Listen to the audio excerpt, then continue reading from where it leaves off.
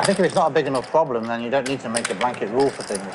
It just makes the tournament director's life easy to make these blanket rules. For what it's worth, I think in like the stakes that you're playing, what you're saying is a little bit easier to navigate because it's small fields. When you're dealing with like 10,000 people in a tournament, you kind of have to police them uniformly. You know? Who are you pleasing? Corey, just deal me. You're just trying to be fair. I will say a lot of recreational players, or like people that are new, they do like strict rules because they feel like everyone has to play by the same rules. To 4,000. Unless it's Wilhelm, then he can say what he wants. So what happens if a guy says something in a hand then? You give him a warning or something? Raise 10,000. I mean, probably depends on what they do, right? Like, depends how egregious. In general, probably a warning, I imagine. Or if you make one comment, it's probably going to be fine. But, like, excessive letting people know what you have in your hand or whatever. I think it's kind of the opposite. The more rigid it is, it's more, like, sort of just turns off new tournament players. I think these rules are written for people who play a lot of tournaments and not for new players. Well, let me give you an example, right? So at our card room, we have a lot of recreational players. It's mainly recreational players, and a lot of them like really don't know like how to, like they're not like very well versed in like the rules and stuff. And so we had tournaments where it was like really hurting the ability to even play the tournament because people don't know what's going on. But I'm talking about in particular. We got action here. Okay, Patrick 3-bet King Jack.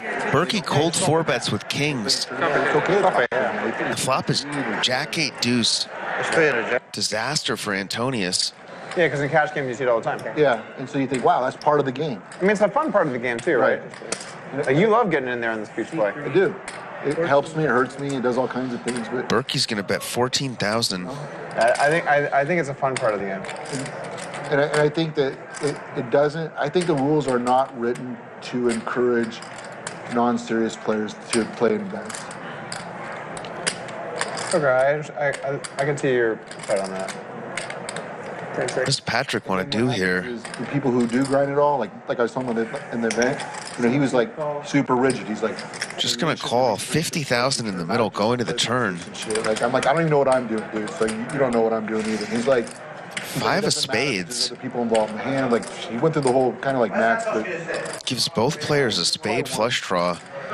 And I was just thinking, like, if it doesn't bother me, but like if I'm like a woman and they're gonna say, and I'm a wreck and I'm playing with someone I just think it's fun, it's kind of like shuts you down because you feel like you don't know the rules. Now someone's yelling at me. Check, check. I wasn't trying to do anything like that. The river's another jack. Patrick gets there. Get into it. The people who play tons of tournaments, you know? You know what I'm talking about. If I'm at the table and I feel like someone is just like, just being themselves, and like I'm pretty cool with whatever. But I guess the problem is like, if you don't know what's, like if you could like pick the ones that are okay and not okay, it'd be fine. But then there are ones that aren't okay you're not there for or whatever. I don't know. I think we all are on the same page. But I do think in America it's a different attitude to what I'm used to in Europe and the UK. America's like had online poker banned for 10, 12 years. It's a very different way of doing things, you know. Patrick bets 45K. Right? In the old days. They used to have a sign saying no check raise allowed. America's very, very rule orientated. So. Well, it's just poor form. We were also supposed to get in battles and march in lines, and then we didn't do that either. Gross spot for Berkey. So, you know. Really doesn't beat I much. just think anything that's bad for new players is like... Things like 10-9, Queen 10. I also think you should punish the majority for the minority. There it is. You should never punish the majority in life for the minority. You should deal with the minority. I think I 100% with that. So these blanket rules are very bad in my opinion. Right? It's like 90% of the time it doesn't matter, but you're supposed to give it up to the 10% buck. Then just do it the 10% guy. If 10% of the people are abusing, just ban the 10%, right? Right. That's what I think. You know? Yeah. Other than make it like a less enjoyable experience for the vast majority. For the vast majority, yeah. And I think, you know. But I do think in America, people they do like to just have a blanket, don't they? Berkey trying to get a read on Antonius. It's like trying to get a read on a stone wall. A lot of hands I beat.